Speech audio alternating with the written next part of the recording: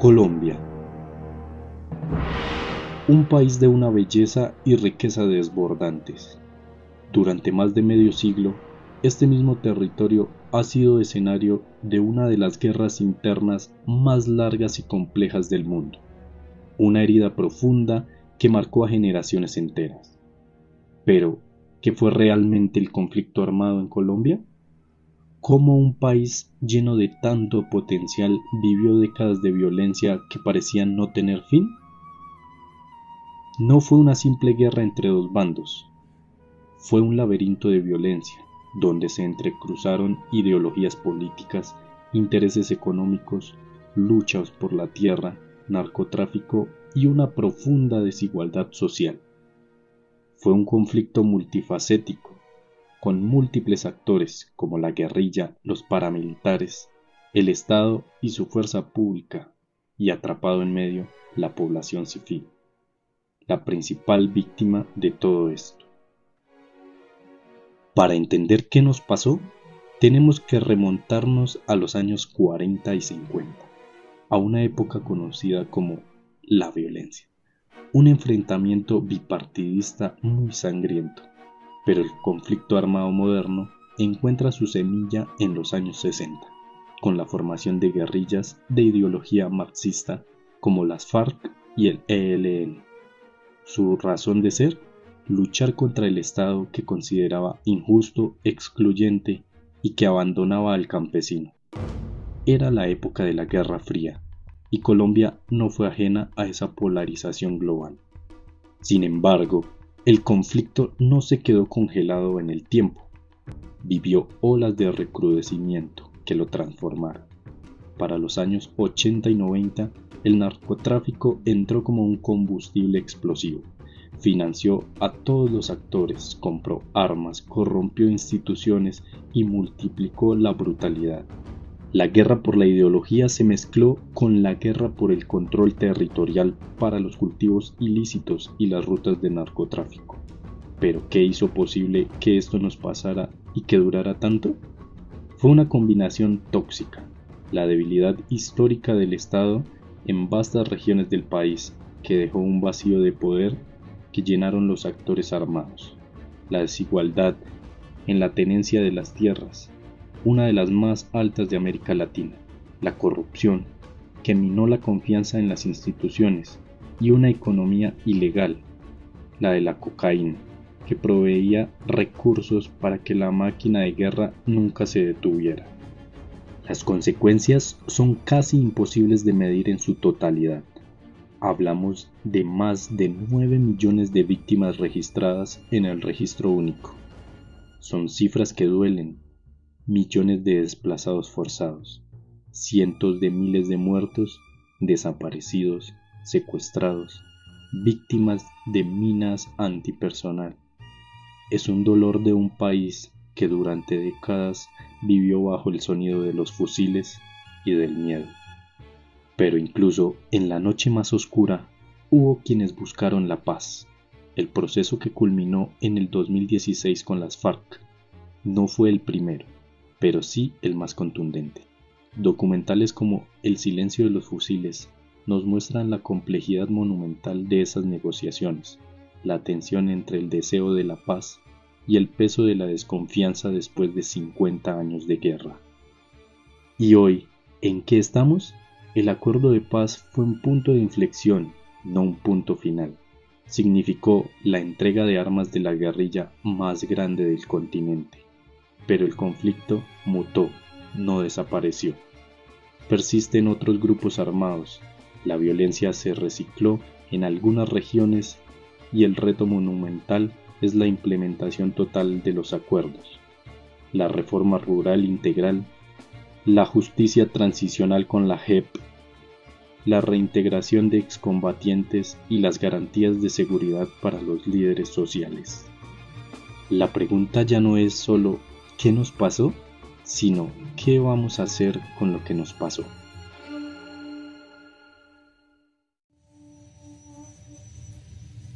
Comprender esta historia no es vivir anclados en el pasado, es una condición esencial para no repetirla. es honrar a las víctimas, es exigir verdad, justicia y reparación. Es finalmente construir una paz estable y duradera, que no solo sea el silencio de los fusiles, sino la presencia real de oportunidades, equidad y justicia en cada rincón de Colombia. La paz no es un destino, es un camino, y entender nuestro conflicto es el primer paso para no desviarnos.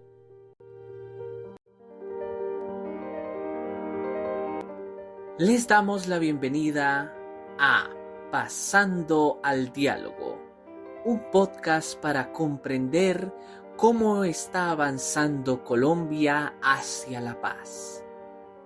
En este primer capítulo intentaremos dilucidar los orígenes del conflicto armado en Colombia, las olas de recrudecimiento de la violencia, las magnitudes del daño causado por la guerra, así como algunos de los indicadores e índices de esta violencia, para intentar establecer qué nos pasó, por qué nos pasó, qué hizo posible que esto nos pasara.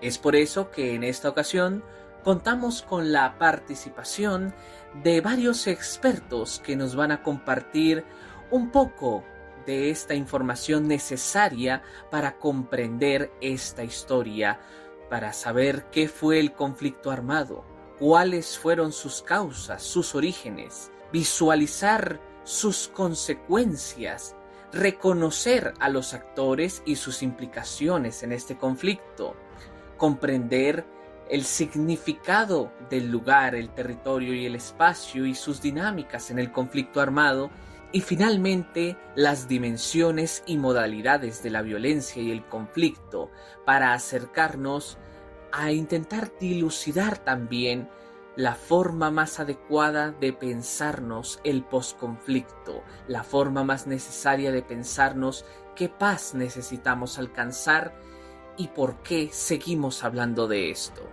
Escuchamos en la introducción, para adentrarnos en la temática, la voz de nuestro primer experto, Kevin Aguirre, y quien les habla, su anfitrión, Esteban Donado, quien los guiará pasando al diálogo. Pues bien, sigamos pasando al diálogo ahora para reconocer las causas del conflicto armado en Colombia, sus orígenes. Y para eso contamos con nuestro experto Andrés Andrade. Bienvenido, Andrés. Cuando pensamos en el conflicto armado, en Colombia solemos imaginar titulares de las últimas décadas, nombres de grupos armados y dolorosos hechos muy recientes. Pero para entender por qué ocurrió y por qué duró tanto hay que mirar más atrás y reconocer que sus raíces están sembradas en la historia de la tierra, en la forma como se instruyó el poder político y en la presencia o ausencia del Estado en las regiones. Hoy quiero contar, de una manera como siempre y lo más ordenada que pueda, cuáles fueron los orígenes del conflicto. Empecemos por la tierra, ¿sí? ¿Qué es la raíz económica del problema? Pues como sabemos, desde la colonia y durante la república se consolidó una gran concentración de la propiedad rural. Las mejores tierras quedan en muy pocas manos, mientras que amplios sectores campesinos cultivaban sin títulos seguros o bajo formas de subordinación. A medida que fue avanzando el siglo XX, eso impulsó la colonización de nuevas zonas, selvas, montañas y llanuras que se abrieron a punta de hacha y machete, ¿sí? Muchas veces lejos de los jueces, de los registradores y de la policía. Allí los conflictos por linderos, por aguas y derechos de uso se resolvían por la ley del más fuerte. Los intentos de reforma agraria fueron parciales, resistidos por las élites regionales y en algunos casos revertidos con violencia. Nos podemos preguntar qué deja esto como herencia. Pues un campo con títulos débiles, una desigualdad profunda y una idea instalada en muchos campesinos. Pues ellos pensaban, si las vías legales no garantizan tierra ni justicia, habrá que protegerse por la fuerza. Estas tensiones, un motor constante de autodefensas locales, de bandas armadas y más tarde de guerrillas y de grupos paramilitares. La segunda raíz está en la política, en los cierres y exclusiones del sistema, como digamos, entre 1948 aproximadamente, Colombia vivió un ciclo de violencia partidista que fue encendido por el asesinato pues, de Jorge Eliezer Gaitán, que dejó decenas de miles de muertos y enormes desplazamientos rurales. Para parar esta guerra se pactó pues, el Frente Nacional, como sabemos, un acuerdo de alternancia entre liberales y conservadores que estabilizó la élite y calmó la pelea partidista, pero que al mismo tiempo cerró espacios para nuevas fuerzas y desconfió de los movimientos sociales emergentes. En muchas regiones, pues la competencia electoral siguió marcada pues, por fraudes, persecuciones y poderes locales armados. Al mismo tiempo, el mundo vivía pues la Guerra Fría y la Revolución cubana. Esa combinación produjo una conclusión en parte de la sociedad. Por las vías legales el cambio pues ellos pensaban que era imposible. Y cuando la política se cierra, la protesta se criminaliza o se reprime y el diálogo se vuelve bala. La tercera raíz está en la seguridad y en la construcción territorial del Estado. Pues como sabemos, Colombia creció con enormes diferencias entre el centro y las periferias.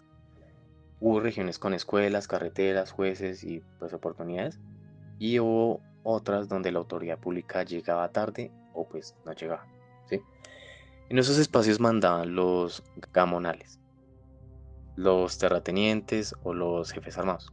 Allí se cobra, entre comillas, como los impuestos a los comerciales, se impartía una, entre comillas, justicia privada y se resolvían conflictos al margen de la ley. La violencia se regionalizó.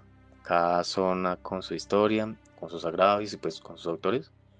No fue una sola guerra, sino pues en sí varias que se fueron superponiendo y que con el tiempo se fueron conectando. Con esas tres raíces, tierra, política y seguridad, aparecen los actores. Por un lado, las guerrillas. Sus relatos combinan la promesa de una reforma agraria, la lucha contra la exclusión y venden la idea de justicia social y la influencia de corrientes revolucionarias de la época. Algunas tienen origen en autodefensas campesinas que se arman para resistir ataques de fuerzas locales, otras surgen de núcleos urbanos estudiantiles y sindicales que se van al monte. Su estrategia es la guerra de guerrillas, la presencia en zonas rurales y la construcción de economías propias para sostenerse. Frente a ellas, el Estado responde con la doctrina de seguridad de la Guerra Fría. Se prioriza al pues, enemigo interno, entre comillas, y se militariza el territorio. Produce violaciones a los derechos humanos y pues alimenta pues, el resentimiento local. A la par, muchas élites económicas y políticas en regiones golpeadas con miedo pues a cosas comunes como la extorsión y el secuestro. Apoyan la creación de grupos de autodefensa privada, paramilitarismo. En sus prácticas, el paramilitarismo usa masacres, desplazamientos y amenazas, pues para expulsar o someter a comunidades acusadas de colaborar con la guerrilla y asegurarse las rutas de comercio ilegal y obviamente las tierras más productivas, ¿sí? Hasta aquí podríamos tener un conflicto de mediana escala, largo pero pues manejable. Sin embargo, en los años pues 80, entra el factor que multiplica y pues hace que se prolongue la guerra, el narcotráfico. La cocaína se convierte en una economía ilícita de grandes ganancias que desborda instituciones. Ese dinero compra armas, paga salarios, financia campañas políticas y pues corrompe autoridades y atrae más jóvenes pues a las filas armadas. Lo más crítico pues es que el negocio no pertenece a un solo actor. Guerrillas, paramilitares y redes criminales participan de él. Cada uno con su lógica y pues compiten por los mismos corredores y territorios. Aunque el narcotráfico no explica los orígenes, no fue la causa inicial, pero sí es como, puede ser así, la gasolina que disparó la intensidad, el alcance y la degradación del conflicto. Con más plata se recluta pues más, en consecuencia se presiona más, en consecuencia se mata más, en consecuencia se prolonga la confrontación. Ahora bien, para reducir a 4 etiquetas sería injusto pues con la complejidad regional. En el Caribe, en el Pacífico, en los llanos, en el Catatumbo o en el suroccidente, el conflicto tiene cronologías y protagonistas que no siempre pues coinciden. En algunas zonas, pues la disputa se dio por la colonización de baldios y pues el control de rentas locales. En otras por la minería ilegal, por el contrabando o por el dominio de los pasos fronterizos, ¿sí? Aparece pues el mismo patrón, ¿sí? Ausencia o debilidad del Estado civil, desigualdad y pues pocas oportunidades para los jóvenes. Autoridades pues capturadas por poderes privados y una ciudadanía que por medio o necesidad queda atrapada entre varios fuegos. Y pues vale la pena como resaltar otro elemento, la violencia política contra quienes intentaron participar por la vía democrática, ¿sí? Experiencias como la persecución de movimientos de izquierda ilegal, el asesinato de líderes sociales como sindicalistas y de reclamantes de tierras, envía un mensaje terrible: entrar a la política podía costar la vida. Este aprendizaje colectivo pues reforzó la desconfianza de la democracia y alimentó la idea de que el fusil protegía mejor que el voto, y a su vez pues en sí la corrupción impidió que la inversión pública transformara de verdad la vida en los territorios, ¿sí? Se anunciaban carreteras, escuelas, hospitales, pero muchas veces el dinero se quedaba en el camino. Nada de esto pues pretende justificar el uso de la violencia ni de un lado ni del otro. Explicar no es excusar, pues poner sobre la mesa pues los mecanismos que hicieron posible que una sociedad democrática conviviera tantos años con la guerra. Nos podemos preguntar qué lecciones dejan estos orígenes. Pues bueno, primero, que si resolver la cuestión agraria, títulos de restitución, acceso productivo a la tierra y desarrollo rural integral, los conflictos se vuelven. Segundo, pues que un sistema político abierto con garantías reales para la oposición y pues protección efectiva de líderes, sí es la mejor vacuna contra el recurso de las armas. Tercero, pues que la seguridad no solo es como la presencia militar, es justicia que funciona. Escuelas que retengan a los jóvenes, salud oportuna, carreteras que conecten y estados locales que no estén capturados por mafias. Y cuarto, pues que las economías ilegales son una dinámica global. Si hay una demanda internacional, habrá oferta. Consecuentemente, pues por eso se requieren políticas integrales que combinen sustitución, alternativas económicas y lucha contra la corrupción. Si me pidieran dibujar los orígenes del conflicto armado en Colombia, pues yo obviamente trazaría un triángulo con tres paradas. Una que sería tierra, otra política y seguridad.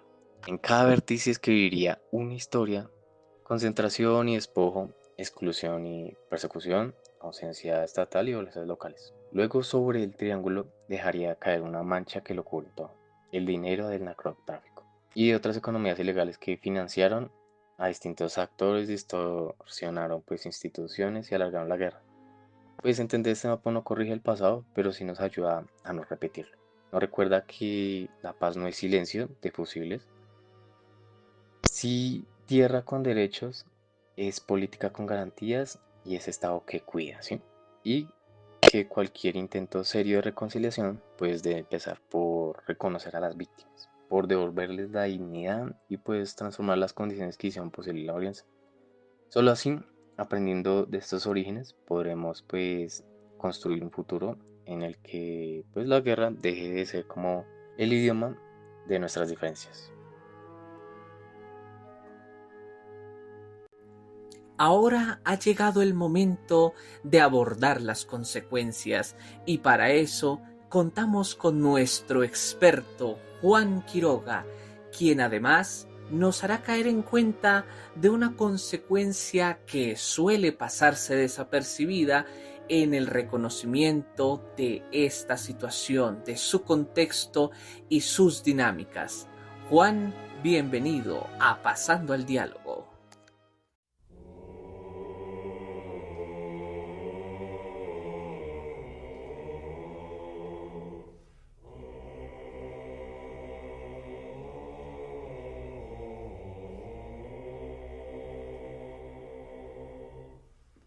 Bueno, en esta parte del podcast yo quiero que hablemos de algo que muchas veces se deja de lado cuando se menciona el conflicto armado en Colombia. Sus consecuencias, obviamente. Porque sí, Todos sabemos que hubo combates, hubo secuestros, hubieron desplazamientos, pero detrás de eso hay un impacto mucho, mucho más profundo que todavía se siente a día de hoy. Entender estas consecuencias, las consecuencias humanas, las consecuencias sociales, también las consecuencias económicas y hasta también las consecuencias ambientales. Esto es clave, muy clave para comprender por qué este conflicto duró tanto y por qué todavía seguimos hablando de paz en estos tiempos. Empezamos por las consecuencias humanas. Por lo más duro, las vidas que se perdieron.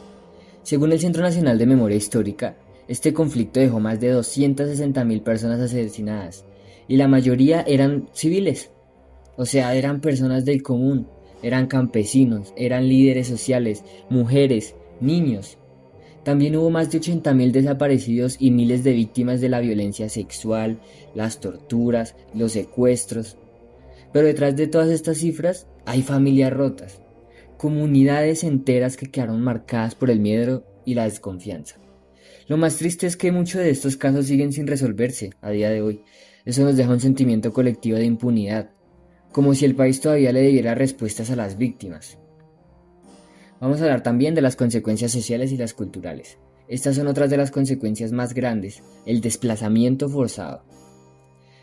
Colombia tiene más de 8 millones de desplazados internos, según la unidad de víctimas, lo que nos convierte en uno de los países con más personas desplazadas del mundo, imagínense eso.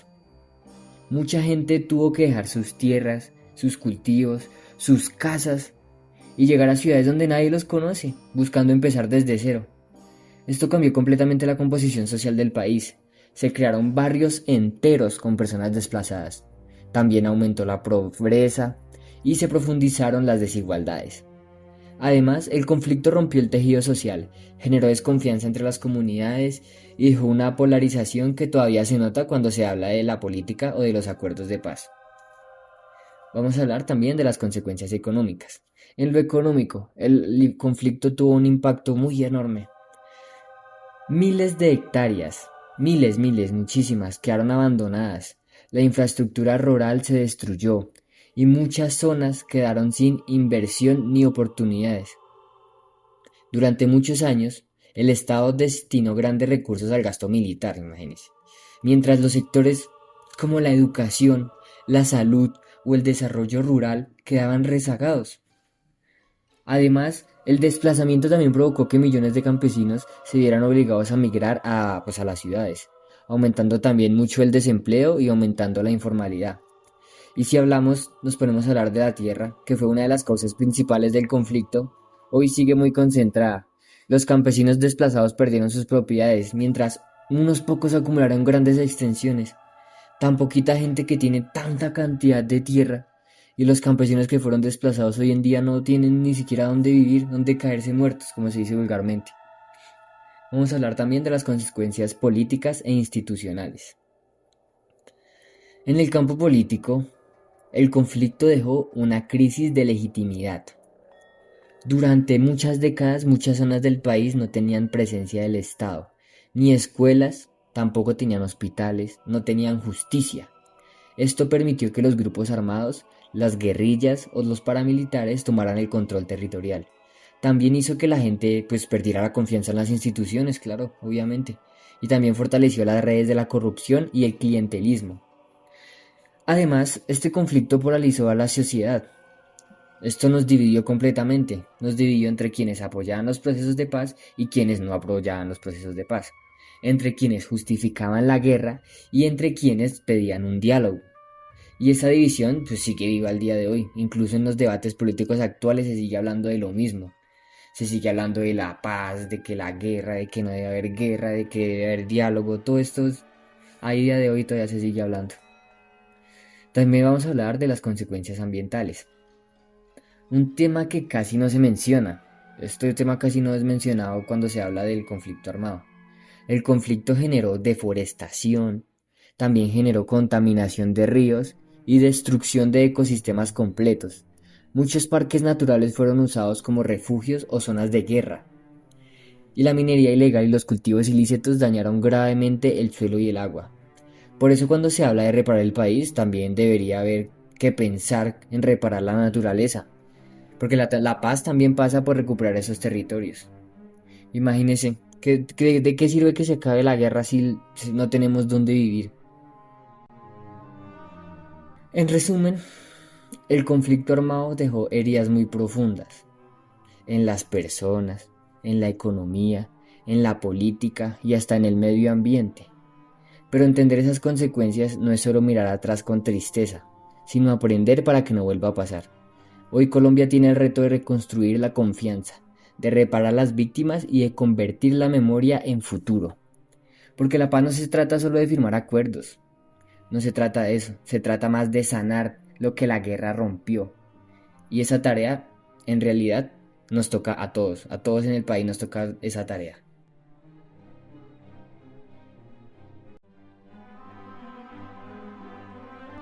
Con nombre propio, nuestra experta Luisa Rodríguez nos permitirá acercarnos a esas personas, actores en este conflicto armado, y saber más sobre sus implicaciones, las cuales resultaron trascendentales, significativas para el desarrollo de este terrible conflicto. Bienvenida, Luisa, a Pasando al Diálogo.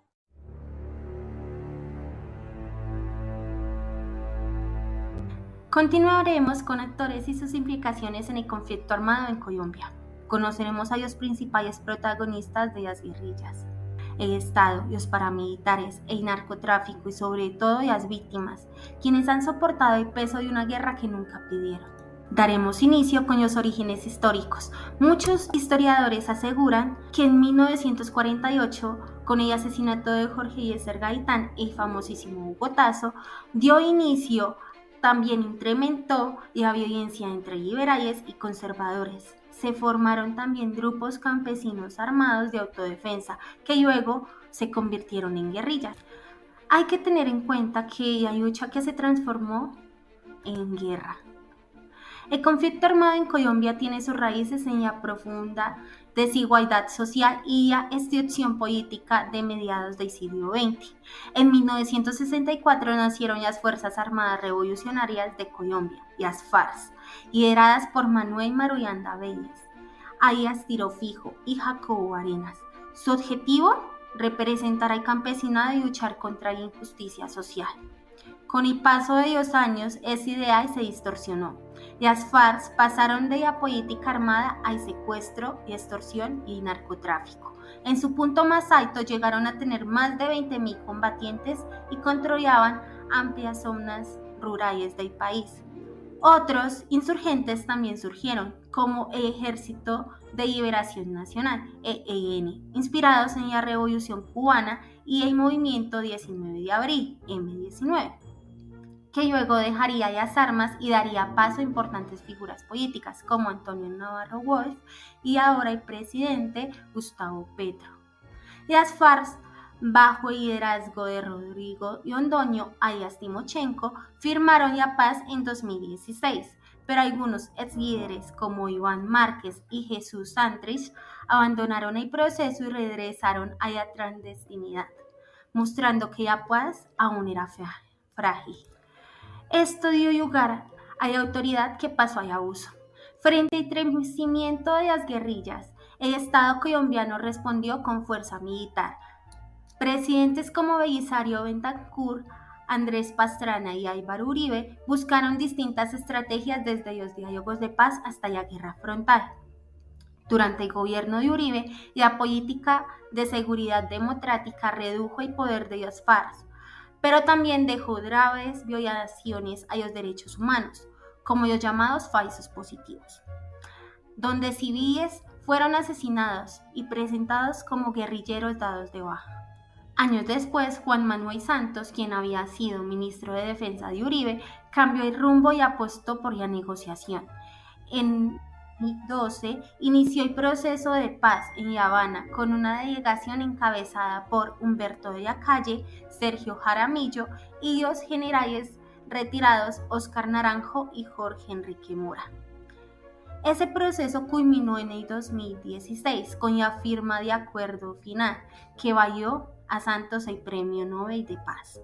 En los años 80 surgió otro actor del conflicto, los grupos paramilitares, organizados por hacendados y narcotraficantes para combatir a las guerrillas.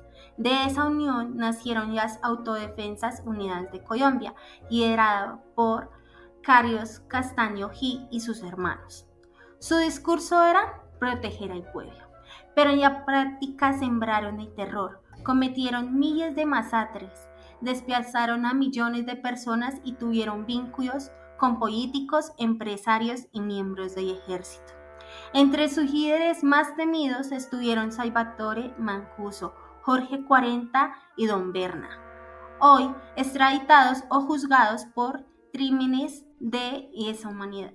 Aunque oficialmente se desmovilizaron en el 2006, de sus restos nacieron nuevos grupos conocidos como bandas criminales o bandring, como el Clan del Golfo, que aún hoy mantienen la violencia en muchas regiones. También estuvo el narcotráfico, la economía de la guerra. El narcotráfico fue el combustible que alimentó a todos los actores del conflicto. Desde los años 80, los carteles de Medellín y Cali, liderados por Pablo Escobar, Gonzalo Rodríguez Gacha y los hermanos Rodríguez Orjuela, inyectaron dinero y violencia en el país. Las guerrillas y paramilitares se financiaron con el impuesto a la coca, los secuestros y extorsión. Las rutas del narcotráfico se convirtieron en zonas de guerra y las comunidades rurales fueron las más afectadas. El dinero del narcotráfico corrompió la política, la justicia, la sociedad, y la guerra dejó de ser solo una ideología que se volvió en un negocio. También hay que tener en cuenta las víctimas y la sociedad civil, que fue el corazón del conflicto. En medio de todos estos actores hubo un grupo que nunca empuñó armas, pero que sufrió más que nadie: las víctimas. Más de 9.000 millones de personas fueron despiazadas y miles más asesinadas, secuestradas o desaparecidas. Detrás de cada cifra hay una historia: madres buscando a sus hijos, comunidades enteras arrancadas de su tierra y pueblos borrados del mapa.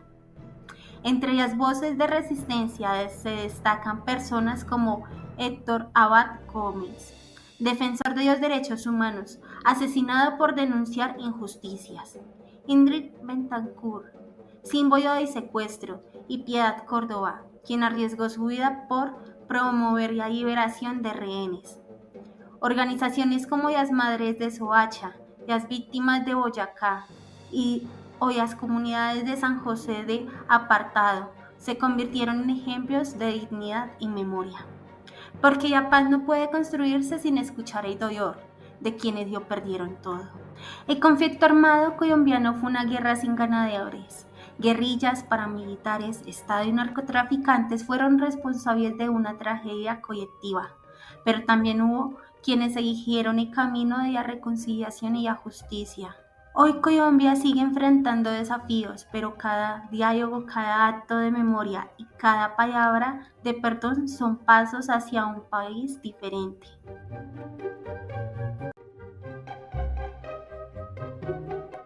No basta simplemente con la comprensión física del espacio, ni mucho menos entenderlo como un contenedor de todo aquello que hace parte de él. Y ahora podremos ver un poco mejor eso de la mano de nuestro experto Nicolás Pintor acerca de los lugares, los territorios, el espacio y cómo se ha convertido en un protagonista más para saber y comprender mucho más acerca del conflicto armado en Colombia. Bienvenido, Nicolás, a Pasando al Diálogo.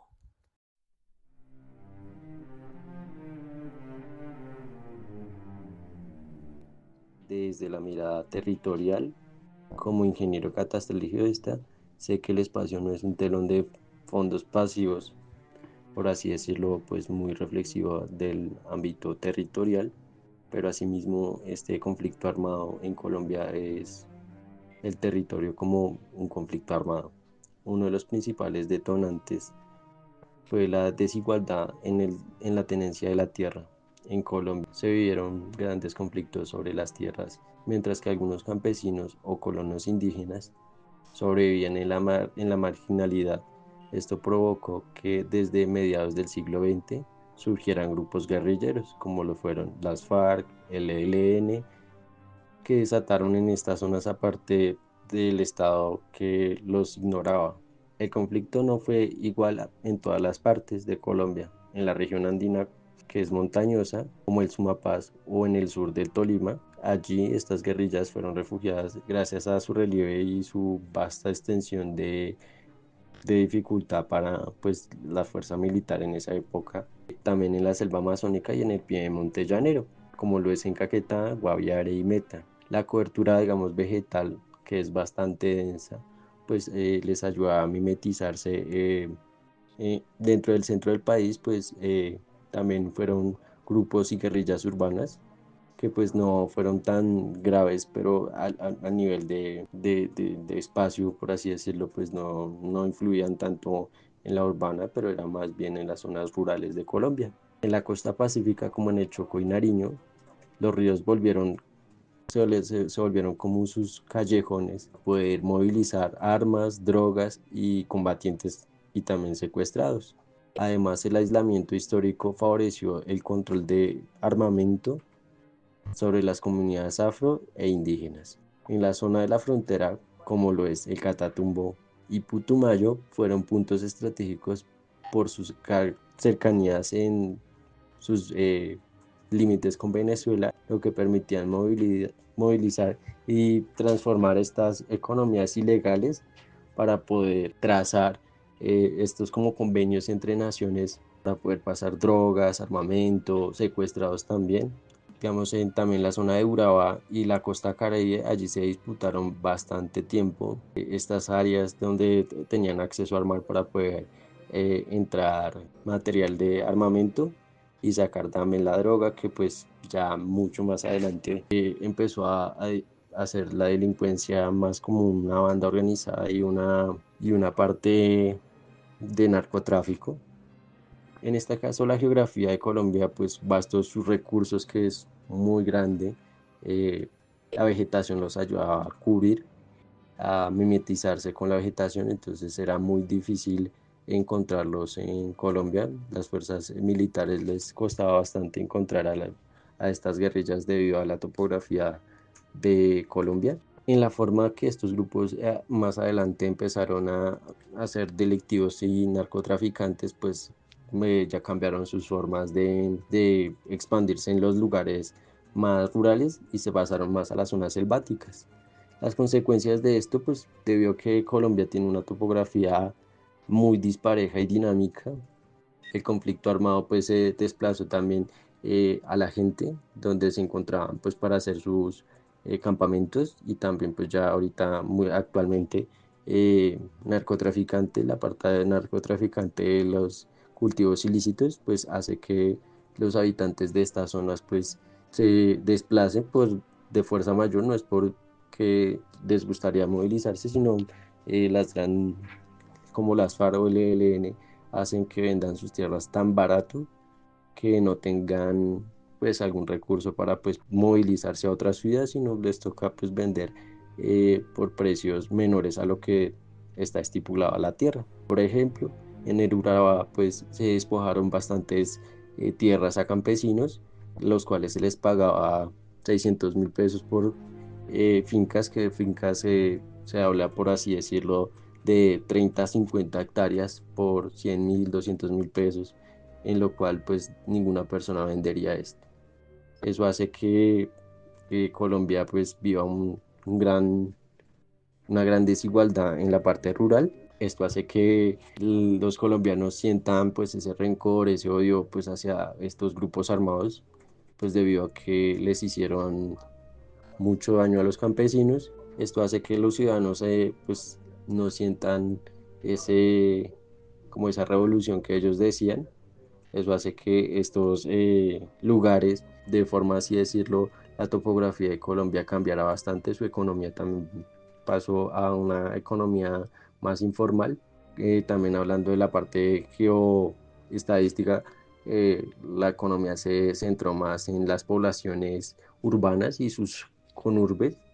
Esto hace que los desplazados pues llegaran a ciudades como Bogotá, Medellín, Cali, lo cual pues a la ciudadanía también pues les afecta debido a que los impuestos que ellos pagan hace que estas partes eh, no puedan encontrar servicios públicos que son los básicos, como lo decimos, el agua, la luz, pues no tienen acceso a alcantarillado tampoco. Igualmente, las ideologías de estos grupos guerrilleros hacían que viera el comunismo como la tierra, que la tierra era de todos, pero no como la tierra de los indígenas, que es de los indígenas y que ninguno tiene dueño, sino también era más bien como una apropiación de sus tierras, hacía que las personas que vivían en la parte selvática o en la parte de frontera, pues tuvieran bastante riesgo por su tierra. Esto hacía que el conflicto armado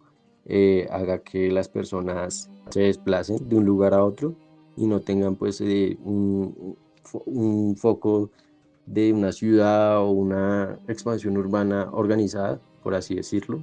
Y las consecuencias más, o sea, como una reflexión que podemos dar, es que el conflicto armado en Colombia es importante relacionarlo que la tierra y las guerrillas y los conflictos de narcotráfico hace que estas tierras, por así decirlo, o estos espacios no se puedan ver o disfrutar de una manera así, por así decirlo, hallarlo como con un valor económico, sino más bien pues sabemos que esos lugares hay bastante guerrilla o hay bastante narcotráfico, hace que pues la dificultad y la injusticia hace que las personas se desplacen de lugares y hace que sus raíces, su propia, como su alma, ya no esté en esa ciudad, sino pues se quedó con sus tierras en sus lugares natales, por así decirlo.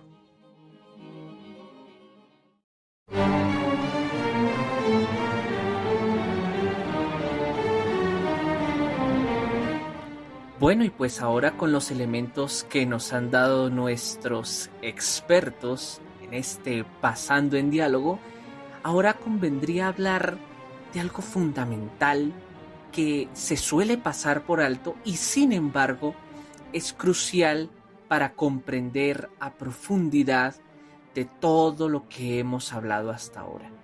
Yo quiero proponer para terminar que hablemos de qué es el conflicto per se y cuál es la diferencia con violencia, porque uno podría pensar que conflicto y violencia es lo mismo, pero resulta que no. Entonces, primero me gustaría plantearles una pregunta, así que yo iré abordando poco a poco esas preguntas que motivan, que provocan y que evocan. Primero, ¿qué implica hablar de conflicto armado?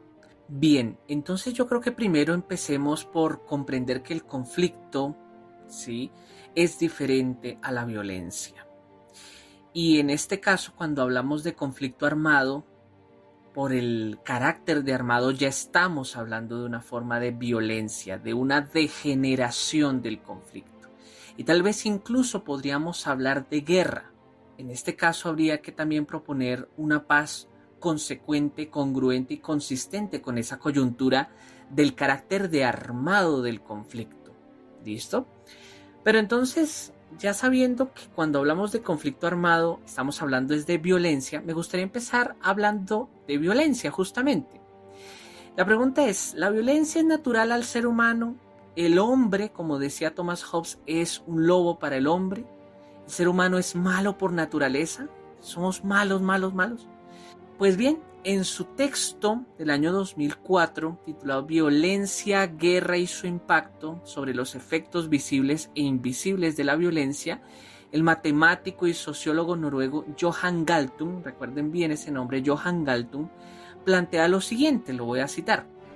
El potencial para la violencia, así como para el amor, son propios de la naturaleza humana, pero las circunstancias condicionan la realización de dicho potencial.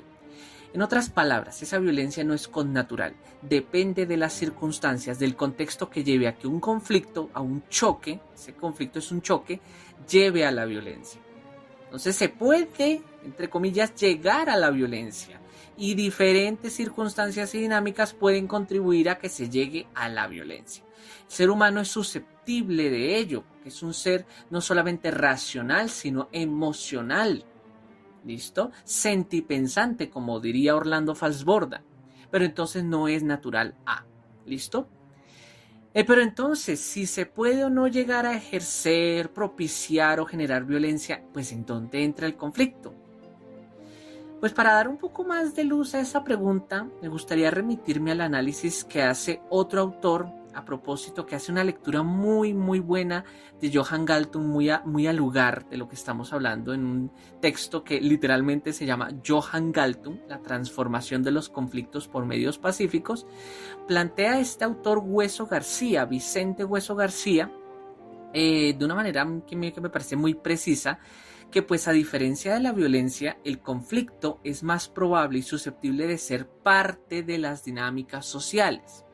Por tanto, se debe comprender lo más pronto posible, y esto me parece fundamental, que el conflicto no tiene que ser necesariamente o no tiene que llevar a la violencia, no tiene que degenerar en violencia.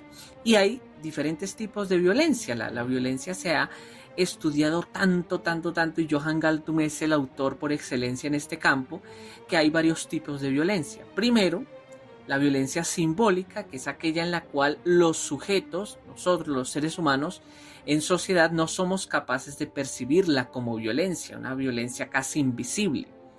La violencia estructural ya impide la plena satisfacción de las necesidades del ser humano, ya a nivel político, ideológico, que ya tiene relaciones con otra violencia, que es la violencia cultural. Esta violencia estructural entonces ya está más a nivel económico, político, social, de las grandes estructuras que dan forma al mundo, y se relaciona con lo cultural, la violencia cultural, porque esta propicia las actitudes, comportamientos que satisfacen una necesidad del ser humano. Básicamente el por qué actuamos como actuamos, ¿sí?, en ese ámbito cultural, por qué pensamos lo que pensamos y por qué tenemos un comportamiento destructivo en razón a la persecución ideológica, al pensamiento en concreto, ya sea las decisiones de religión, de política, todas aquellas decisiones que hacen parte de la vida cotidiana del ser humano, que pueden llevar a que se le persiga por pensar de una manera, sentir de una manera, creer las cosas de una manera totalmente distinta. Una cosmovisión que es motivo de persecución. Ya me volví poeta ahora. Bien, entonces teniendo ese panorama de la violencia, entonces el conflicto surge ¿cómo? Surge entonces, muy importante esto, cuando una persona o un grupo de personas, ya seamos nosotros incluso aquí que estamos reunidos, tenemos objetivos opuestos. Resulta que ustedes quieren ir hacia adelante, pero yo también, y nos encontramos, nos chocamos. Entonces ahí surge una situación que impide que ni ustedes ni yo avancemos, logremos la satisfacción de esos objetivos. Y eso podría generar en varios escenarios. Por un lado, la necesidad de imponer la realización de un objetivo, ¿sí?, de mi objetivo sobre ustedes. Entonces yo quiero actuar sobre ustedes, y como no tengo ninguna otra forma de conseguir lo que no sea la violencia, recurro a ella. Recurro a la violencia para conseguir mi objetivo. Entonces, ¿eso a qué conlleva? A que yo me desvíe de mi objetivo. Porque, ojo, mi objetivo era caminar hacia adelante. O sea, continuar mi camino, no destruir a las personas que podrían estar recorriendo el mismo camino que yo, ¿sí? Si ustedes y yo estamos caminando de manera opuesta, ustedes vienen hacia mí, yo voy hacia ustedes, no puedo pasar. Mi objetivo principal era pasar, no destruirlos. Y entonces a eso lleva la violencia, a que los objetivos se anulen mutuamente, y eso es gravísimo. Se pierde el horizonte de sentido de nuestras acciones en pro, tristemente, de hacer más daño. Entonces, a mí me pareció también importante rescatar este otro autor que a propósito de Johann Galtung habla de la teoría de conflictos. ¿Sí? Percy Calderón Concha habla de la teoría de conflictos cuando Johann Galtung habla no solo de la violencia, sino también del conflicto. Y el conflicto también adopta varias formas. Por ejemplo, la forma de la disputa, que no es otra cosa que un conflicto en el cual dos personas o actores sociales persiguen un mismo fin que escasea. Entonces hay poca agua, poca comida, todos peleamos por conseguir eso que pocos tienen. ¿Listo? Entonces, por ejemplo, en una plaza de trabajo, en una vacante, hay varias personas, 50 personas. La vacante está abierta para solo una persona y todos se agolpan allá para poder alcanzar la vacante. O sin ir más lejos, cuando subimos al Transmilenio, ¿no? Ejemplos de la vida cotidiana. Y otra forma del conflicto es el dilema. Esa forma de conflicto en la que una persona o actor social persigue dos fines incompatibles entre sí, el que yo les estaba diciendo. Por ejemplo, yo quiero ir hacia adelante, pero alguien se opone a mí, entonces ahora ¿qué priorizo? ¿Ir hacia adelante o destruir a esa persona? Y ya es un conflicto interno. ¿Qué hago? ¿Cuál es mi objetivo? ¿Cuál es salir adelante literalmente o destruir a esa persona que impide que yo salga adelante? No tiene sentido. ¿Es una cosa o es otra? Como se puede apreciar entonces, para que lo veamos en todas sus proporciones, el conflicto también, al igual que la violencia, tiene niveles y tipos. Los niveles en este caso pues vendrían dados por su escala. Si el tipo de conflicto que tiene lugar en una situación entre actores sociales es una disputa, entonces podemos hablar de un conflicto micro o un conflicto meso o un conflicto macro. Entonces el primero, el micro, se produce dentro y entre las personas, cuando yo tengo un conflicto interno o son dos personas. El siguiente tipo de conflicto ya surge en la sociedad. Miren que pasamos de un conflicto ya entre dos personas o tres, o un conflicto ya interno. Recuerde, se disputa entre dos personas, dilema ya es más interno. Ya cuando es conflicto meso ya es a nivel local, entonces puede ser el barrio, la ciudad, el país, pero cuando ya es un conflicto macro es entre países, entre naciones, entre estados. Ahí tenemos ya un conflicto global. Listo, un conflicto que si no llega al estado de violencia directa, ese es otro tipo de violencia, ya golpear, hacer daño, lastimar, ¿sí?, con un arma o con una acción en concreto, o una violencia estructural o cultural o simbólica, todavía estaríamos hablando de un conflicto, pero ya a nivel macro. Pero entonces, la gran pregunta, ¿qué lleva o qué conlleva que un conflicto degenere en violencia? Entonces hay algo muy importante que hay que tener en cuenta, y es que si el conflicto no se resuelve de manera creativa, transformadora, esto puede conllevar a que se desate la violencia. Porque recuerden, cuando un objetivo se pierde de vista, cuando hay un choque, una disputa, por ejemplo, y se pierde de vista el objetivo, cualquier cosa puede servir, cualquier bus me sirve, como se diría coloquialmente. Entonces, cuando no se transforma de manera creativa, propositiva, equitativa y humana, los efectos de la violencia serán visibles y serán destructivos. Y podría extenderse más allá de los daños visibles, como muertes, heridos, refugiados o la destrucción material. Y existen esos otros efectos más invisibles al ojo humano, los traumas, el odio, el resentimiento, el rencor, el deseo de revancha, venganza, que puede durar mucho más que los efectos visibles.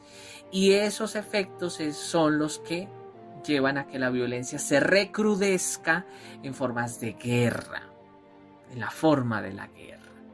Por eso es que también está presente el constante debate de si el conflicto armado del que hemos estado hablando no sería más bien una guerra. Cuando entendemos todo esto y hablamos de conflicto armado, hay que tener mucho cuidado de creer de manera errónea que el conflicto es violencia. Pero ese apellido de armado lleva a entender que ese conflicto es violencia. Por lo tanto, ¿no sería más razonable llamarlo violencia armada, por más redundante que suene? Es una pregunta para tener ahí en cuenta. El conflicto debe erradicarse, dice la gente. El conflicto se estigmatiza y se vuelve un estereotipo de tal manera que no, si existe el conflicto eso es terrible. ¿Qué persona tan conflictiva? ¿Qué país tan conflictivo? No, el conflicto hace parte de la naturaleza humana, no la violencia. El choque, la disputa, lleva a que haya esos choques. Otra cosa es que de esos choques, de esa disputa, de ese conflicto, se lleve a la violencia. Pero hay aquí algo muy importante, y es que hay que dejar de estigmatizar el conflicto y creer que debe erradicarse. Hay que acabar con el conflicto en Colombia. No, hay que acabar con la violencia armada en Colombia, violencia armada que ha derivado en una posible guerra interna. ¿Listo? Entonces se ha creído que el conflicto es antónimo de paz y resulta que no. El conflicto armado sí es sinónimo de violencia y eso posiblemente podría verse como en una escala mesoconflicto, porque no es entre naciones. Entonces es muy importante que el conflicto armado se entienda como una especie de violencia ya o mesoconflicto, puesto que ha permitido que se vuelva local el conflicto. Pero conflicto ya traducido a violencia, guerra interna. Pensemos entonces ahora en dos cosas para seguir nutriendo este debate. Yo les propongo de nutrir el debate en escuelas, en universidades y en demás escenarios que están ahora cuestionándose esta temática. Podríamos llamar a esto guerra armada interna. ¿Qué significa hablar de posconflicto? ¿A qué tipo de paz debemos acudir? Me parece eso fundamental también para tenerlo en cuenta y que seguiremos hablando en este Pasando al Diálogo.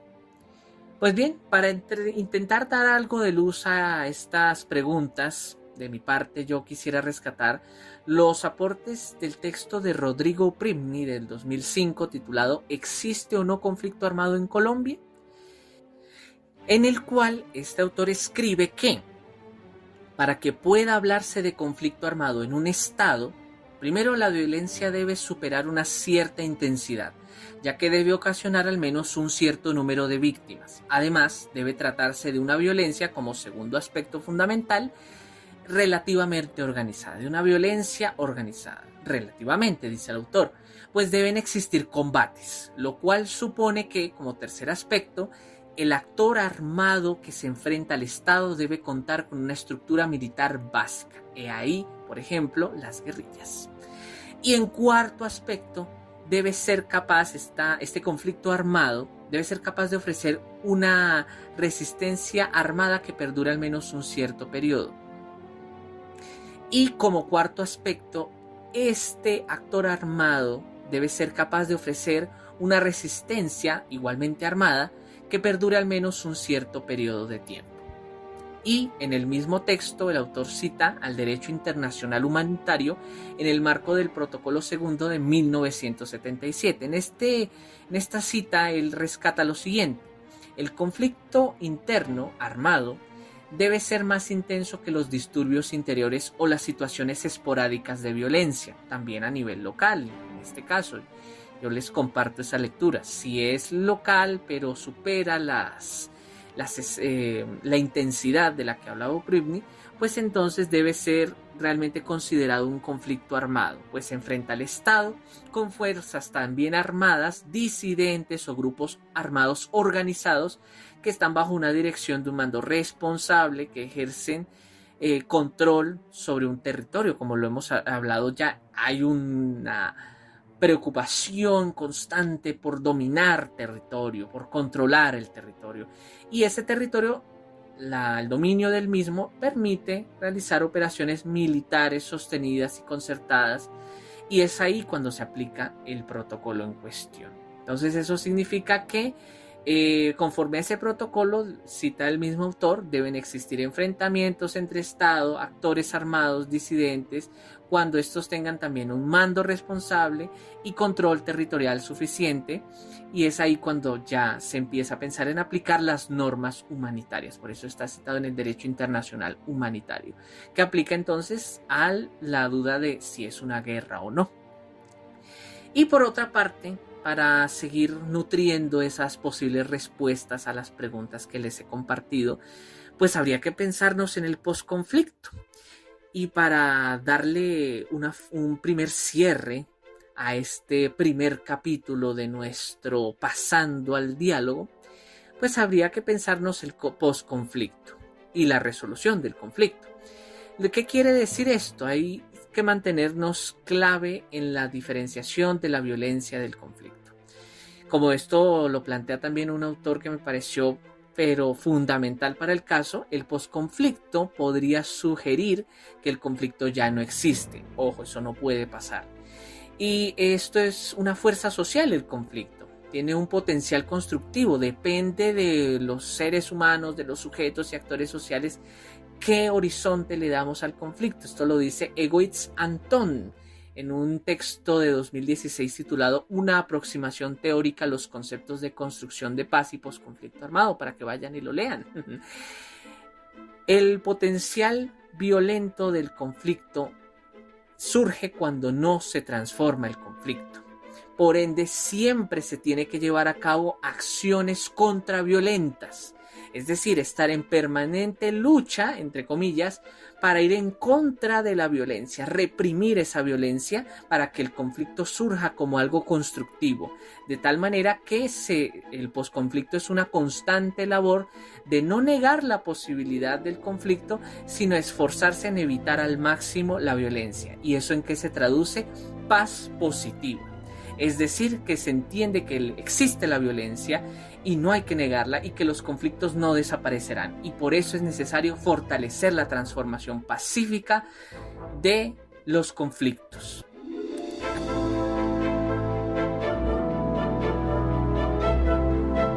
Así pues, para concluir este primer capítulo de Pasando al Diálogo, quiero compartir estas palabras de Johan Galton citadas por el anterior autor que lo estudia, que es Hueso.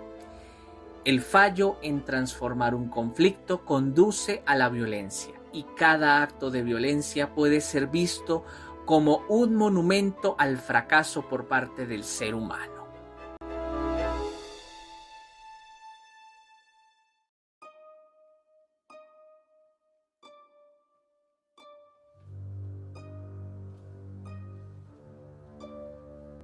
Esto fue Pasando al Diálogo, un podcast para comprender cómo está avanzando Colombia hacia la paz. Gracias por escucharnos y estén atentos a la emisión del segundo capítulo de nuestro podcast. Recuerden que pueden escucharnos en Spotify, Spreaker, YouTube y SoundCloud. Y recuerden seguir pasando al diálogo.